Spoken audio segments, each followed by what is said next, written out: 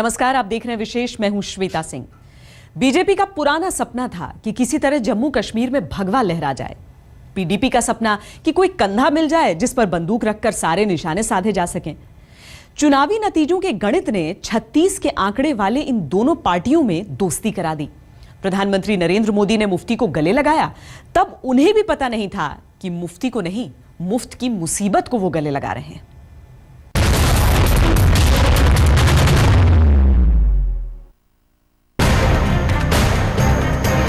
हम राजनीति केवल सरकार बनाने के लिए नहीं करते हैं, हम राजनीति करते हैं तो हम देश बनाने के लिए अध्यक्ष महोदय राजनीति करते हैं। बीजेपी के जितने भी लोग सपोर्ट कर रहे हैं, आप बीजेपी पार्टी विड्रॉ कर लीजिए।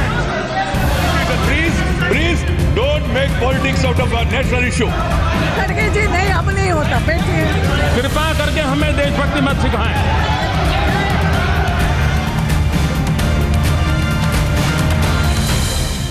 बीजेपी की गोद में बैठी जम्मू कश्मीर की मुफ्ती मोहम्मद सईद सरकार ने जेल में बंद अलगाववादी नेता मसरत आलम को रिहाई का तोहफा दिया तो जम्मू से लेकर दिल्ली तक सियासत का पारा चढ़ गया। संसद में हंगामा शुरू हुआ तो प्रधानमंत्री नरेंद्र मोदी को खुद आगे आना पड़ा। आमतौर पर गरजने वाले प्रधानमंत्री ने अपने मिजाज के मुताबिक विपक्ष पर हमला नहीं बोला, बल्कि आक्रोश के सुर में सुर मिला दिया। जम्मू कश्मीर में बीजेपी सरकार बनाने का सपना अरसे बाद पूरा हो रहा था तो नरेंद्र मोदी ने मुफ्ती मोहम्मद को गले से लगाया था। तब शायद उन्हें इस बात की भनक तक नहीं होगी कि वो मुफ्ती को नहीं, मुफ्त की बदनामी और मुसीबत को गले लगा रहे हैं। जिस राष्ट्रवाद को लेकर बीजेपी गरजती थी, प्रधानमंत्री नरेंद्र मोदी सीना ठोक ठोक कर दुहाई देते थे, कश्मीर में उसी राष्ट्रवाद की धज्जियां उड़ा रही है मुफ्ती सरकार। ऐसी मुसीबत मोल ले ली है कि हफ्ते भर में दो बार प्रधानमंत्री को संसद में बयान देने के लिए आना पड़ गया। प्रधानमंत्री मोदी से पहले राजनाथ सिंह विपक्ष के सुलगते सवालों के जवाब देने के लिए सामने आए, लेकिन ज्यादा क्या कहते। जिस सरकार ने देशद्रोह के आरोपी की रिहाई का फैसला लिया, उसमें आधी हिस्सेदारी तो बीजेपी की भी है। राजनाथ सिंह ने सदन को बताया कि केंद्र सरकार ने मुफ्ती सरकार से इस मामले पर स्पष्टीकरण मांगा है, लेकिन इस बात से बात नहीं बनी। विपक्ष की तोरियां चढ़ी ही रही। कश्मीर में अलगाववादी नेता मसरत आलम की रिहाई के मसले पर प्रधानमंत्री नरेंद्र मोदी ने सरकार का पक्ष रखा। गृह मंत्री राजनाथ सिंह ने भी कहा कि मुफ्ती मोहम्मद सईद की राय से सरकार कतई सहमत नहीं है, लेकिन सवाल ये है कि सरकार इस बारे में फैसला क्या लेगी। प्रधानमंत्री नरेंद्र मोदी और गृह मंत्री राजनाथ सिंह के बयान से मसरत की रिहाई के मसले की आग बुझी नहीं। कांग्रेस ने सरकार को घेरते हुए सीधा सवाल पूछ लिया कि अगर राष्ट्रवाद की बात सही है, देश की चिंता है, तो क्यों नहीं तोड़ लेते मुफ्ती मोहम्मद सरकार से गठबंधन। जिस अलगाववादी मसरत आलम भट्ट की रिहाई को लेकर दिल्ली में संग्राम छिड़ा है, वो कश्मीर में अलमस्त है। न तो उसे विवाद की चिंता है, न ही वो मुफ्ती सरकार के प्रति एहसानमंद ही है। बात का हमें कभी डर नहीं रहता है कि कभी भी हम गिरफ्तार हो सकते हैं। जेल जो है ना, हमारा दूसरा घर है। ज्यादा इन चीजों से हम कभी डरते नहीं हैं। तो जहाँ तक जेल का ताल्लुक है तो हम उसे छोटी एक जेल समझते हैं, लेकिन पूरी रियासत जो है एक बड़ी जेल है। लिहाजा हम छोटी जेल से बड़ी जेल में आए हैं। इसका इतना इत्मीनान है कि बाहर जाकर हम इस मज़ामत में अपना हिस्सा अदा कर सकते हैं। शपथ लेने के बाद आतंकवादियों का शुक्रिया, उसके बाद आतंकी अफजल गुरु की अस्थियां मांगना और अब अलगाववादी नेता की रिहाई का फैसला, ये कारनामे जम्मू कश्मीर के मुख्यमंत्री मुफ्ती मोहम्मद सईद के जरूर हैं, लेकिन इस फैसलों की आंच में बीजेपी तप रही है, केंद्र सरकार तप रही है। अब की बार तो फंस गई सरकार। मसरत की रिहाई के मसले पर कुछ ऐसी ही हालत बन गई है केंद्र सरकार की। प्रधानमंत्री नरेंद्र मोदी के बयान के बाद भी विवाद जस का तस बना हुआ है। सरकार को समझ नहीं आ रहा है कि मसरत की रिहाई के मसले की मुश्किल से आखिर निकले तो कैसे निकले। श्रीनगर में अशरफ वानी और दिल्ली में रीमा पराशर के साथ अशोक सिंघल, दिल्ली आज तक। ये सारा खेल राजनीति का है। बीजेपी और पीडीपी, एक उत्तरी ध्रुव तो दूसरा दक्षिणी ध्रुव। जम्मू कश्मीर में सरकार बनाने के लिए दूसरा कोई रास्ता नहीं बचा था।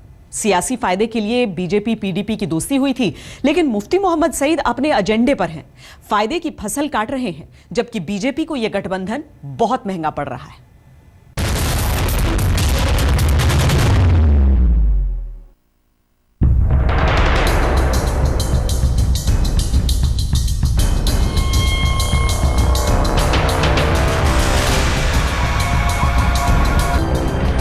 मुफ्ती मोहम्मद सईद ने शपथ ग्रहण तो प्रधानमंत्री से गले लगने के बाद किया, लेकिन गद्दी थामते ही शांतिपूर्ण चुनाव के लिए केंद्रीय बलों को धन्यवाद देने के बजाय पाकिस्तान परस्तों को दे दिया और उसके बाद खुद प्रधानमंत्री को संसद में स्पष्टीकरण देना पड़ा। एक बार फिर वही नौबत आन खड़ी हुई है। मसरत के बहाने प्रधानमंत्री को अपनी पार्टी की विचारधारा पर सफाई देनी पड़ी, अपनी देशभक्ति का स्पष्टीकरण देना पड़ा। दरअसल राष्ट्रवादी बीजेपी और अलगाववादी पीडीपी के बीच गठबंधन होते ही अटकलें लगने लगी थी कि पीडीपी अपने रास्ते पर चलेगी और बीजेपी के लिए मुश्किलें खड़े होना लाजमी है। मुख्यमंत्री बनते ही मुफ्ती मोहम्मद सईद ने उन्हें धन्यवाद दिया जो अशांति के लिए जिम्मेदार हैं और उनके विधायकों ने संसद हमले के गुनहगार अफजल गुरु के अवशेषों की मांग कर डाली। इसके बाद से बीजेपी सवालों के घेरे में आ गई थी, लेकिन मसरत आलम की रिहाई ने इस बात पर मोहर लगा दी कि बीजेपी और पीडीपी का निबाह ऐसे हालात में मुश्किल है। संसद में मुद्दा जेरे बहस है। मोदी सरकार विपक्ष के शोर से उबरने के रास्ते तलाश रही है। बीजेपी के तमाम नेता इस मुद्दे पर एक राय हैं कि पीडीपी का फैसला गलत है। संसद में शांति भंग के दौर में पीडीपी वालों का कहना है कि उन्होंने मसरत को कश्मीर में शांति बहाली के लिए रिहा किया है। Honourable high court, honourable supreme court की डायरेक्शन है कि आप इस मसरत आलम को रिहा करो। ये कौन सा बड़ा मुद्दा है? ये कांग्रेस वाले बनाते हैं। जब इनकी और हमारी सरकार थी 2002 में, तब हमने इनसे बड़े बड़े लीडर वहाँ पे रिहा किए। अलगाववाद का विचार फैलाने वाला मसरत 2010 के शांति भंग का जिम्मेदार है। 2010 के उस बवाल में कश्मीर में 112 युवकों की मौत हुई थी, लेकिन पीडीपी ने सरकार बनते ही अपना अलगाववादी प्रेम दिखा दिया है। मसरत की रिहाई की रिपोर्ट केंद्र सरकार को भेज दी गई है और गृह मंत्री ने खुद संसद में इसकी जानकारी दी। जम्मू कश्मीर में सरकार बनाने के लिए बीजेपी और पीडीपी के बीच समझौता तो हुआ था, लेकिन बीजेपी दक्षिण है तो पीडीपी उत्तर, दोनों साथ चलें भी तो कैसे। लिहाजा सरकार बनने के बाद से केंद्र परेशानी में है। इस बीच बीजेपी की जम्मू कश्मीर इकाई भी मसरत की रिहाई का पुरजोर विरोध कर रही है। सोमवार को बीजेपी के आधा दर्जन विधायक मुफ्ती मोहम्मद सईद के आवास पर उनसे मिले और मसरत रिहाई का विरोध किया। डैमेज कंट्रोल एक्सरसाइज के लिए बीजेपी के विधायकों ने राज्य के मुख्यमंत्री मुफ्ती मोहम्मद सईद के सामने प्रोटेस्ट तो कर दिया है, लेकिन बीजेपी के नेताओं को सबसे ज्यादा दिक्कतें ये आ रही है कि लोगों को जवाब क्या दे। घाटी से उठा ये बवाल दिल्ली में उबाल पर है और बवाल के पीछे बीजेपी के वो नए साथी हैं जिनसे हाथ मिलाकर बीजेपी कश्मीर में विकास करना चाहती है। इस बात का अंदाजा पहले से ही था कि पीडीपी सत्ता आते ही खुद को अलगाववादी सोच के करीब दिखाने का कदम उठाएगी। यही हुआ भी। पीडीपी फिलहाल अपने एजेंडे पर है और संसद में बीजेपी बचाव और सफाई की मुद्रा में। जम्मू कश्मीर में बीजेपी का सरकार बनाने का सपना बहुत पुराना है। 2015 में यह सपना पूरा तो हुआ, लेकिन इसके लिए जो कीमत चुकानी पड़ रही है वो पार्टी और सरकार के लिए बहुत महंगा सौदा साबित हो रहा है। जम्मू में अश्विनी कुमार और दिल्ली में हिमांशु मिश्रा के साथ मंजित नेगी, दिल्ली आज तक। बीजेपी और केंद्र सरकार को गजब मुसीबत में डाला है मुफ्ती की दोस्ती ने। बीजेपी के प्रचंड राष्ट्रवाद का अलगाववाद से रिश्ता बिल्कुल उलट है, लेकिन जम्मू कश्मीर सरकार में साझेदारी की वजह से उसे अपमान का घूंट पीना पड़ रहा है। पार्टी की फजीहत हो रही है। विरोधियों की तो बात छोड़िए, अपने भी कह रहे हैं कि राष्ट्रवाद से बढ़कर नहीं है गठबंधन।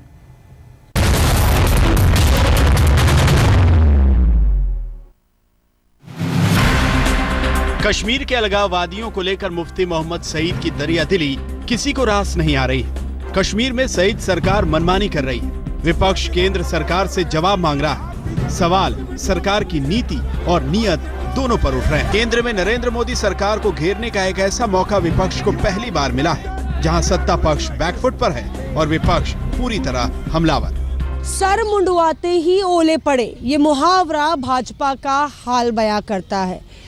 रिश्ता नया नवेला था, लेकिन गठबंधन की गांठ तो उलझती ही जा रही है और उस पर मुश्किल इसलिए भी ज़्यादा है क्योंकि जिससे उसने दोस्ती की उस पर वो विश्वासघात का आरोप भी नहीं लगा सकती। विपक्षी पार्टियां बीजेपी को उसके राष्ट्रवाद के मुद्दे पर घेर रही हैं। सवाल उठ रहे हैं कि आखिर राष्ट्रवाद की बात करने वाली पार्टी पीडीपी से गठबंधन तोड़ क्यों नहीं लेती? आप बीजेपी पार्टी विड्रॉ कर लीजिए। बीजेपी झूठ बोल रही है। कॉमन मिनिमम प्रोग्राम का हिस्सा है जिसमें राजनीतिक कैदियों की रिहाई से लेकर के हुर्रियत के नेताओं से बातचीत करना भी शामिल है। पहले दिन से जब से मुफ्ती मोहम्मद सईद साहब मुख्यमंत्री बने और उनके जिस तरह के बयानात आए, ख़ास तौर पर पाकिस्तान के पक्ष में, अलगाववादी शक्तियों के पक्ष में, कि उन लोगों की मदद से जो चुनाव हुए वो कामयाब हुए और शांतिपूर्ण हुए, उसी दिन भारतीय जनता पार्टी को ये समझना चाहिए था और उसका जमकर विरोध करना चाहिए था। अब एक के बाद एक जो फैसले पीडीपी और भारतीय जनता पार्टी की सरकार ले रही है और जिस तरह से आतंकवादियों को रिहा कर रही है, मैं समझता हूं कि आने वाले दिनों में ये एक बहुत बड़ा खतरा पैदा हो सकता है। विपक्ष तो विपक्ष, खुद अपनी पार्टी के नेता भी सरकार को थ्योरियां दिखा रहे हैं। सलाह आ रही है, राष्ट्रीयता पार्टी के लिए पहले है। जैसे कि आपको पता है कि सरकार बहुत नाराज है, पीएम बहुत नाराज है, जवाब तलब किया गया है, तो हमारे लिए राष्ट्र से बड़ा कुछ नहीं हो सकता। हम लोग संगठन के व्यक्ति हैं कि तेरा वैभव अमर रहे, महामदन चार रहे न रहे, तो गठबंधन जरूरी नहीं है, राष्ट्र बचाना बहुत जरूरी है। पार्टी ने अपनी प्रतिक्रिया व्यक्त कर दी है। पीडीपी के इस प्रकार के रवैये से मुझे लगता है हम लोग सहमत नहीं हैं। बीजेपी ने जम्मू कश्मीर में पीडीपी से दोस्ती नहीं की, बल्कि मुफ्त में मुसीबत मोल ले ली है। ऐसी मुसीबत जहां विरोधी हमले कर रहे हैं तो अपने भी पूरी तरह साथ खड़े नहीं। जम्मू कश्मीर में पीडीपी के साथ सरकार बनाना बीजेपी के गले की फांस बनता जा रहा है।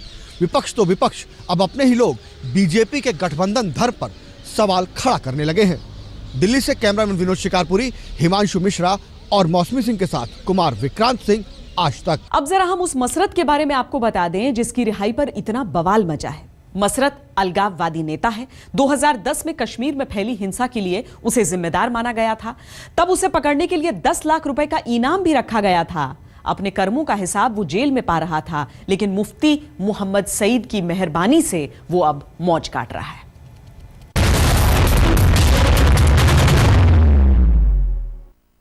हम छोटी जेल से बड़ी जेल में आए हैं, इसका इतना इत्मीनान है।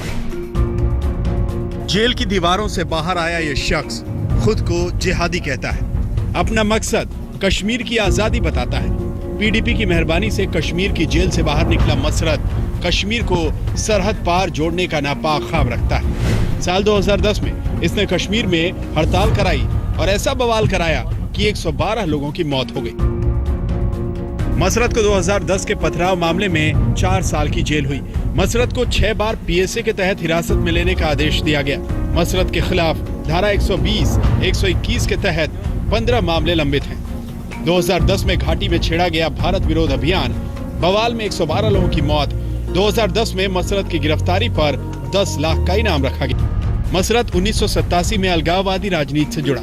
1987 में इसने यूनाइटेड फ्रंट की रैली में हिस्सा लिया और 1990 में हिजबुल से जुड़कर उसका कमांडर। अलग अलग मामलों में 10 साल जेल काट चुका मसरत फिलहाल कश्मीर में अलगाववाद की कसरत दोहराने में लगा है। देश भर में पीडीपी की मेहरबानी और बीजेपी का राष्ट्रवाद दोनों फजीहत के मुद्दे बने हुए हैं। अशरफ वानी, श्रीनगर, आज तक। विशेष में इतना ही। देश और दुनिया की बाकी खबरों के लिए आप देखते रहिए आज तक।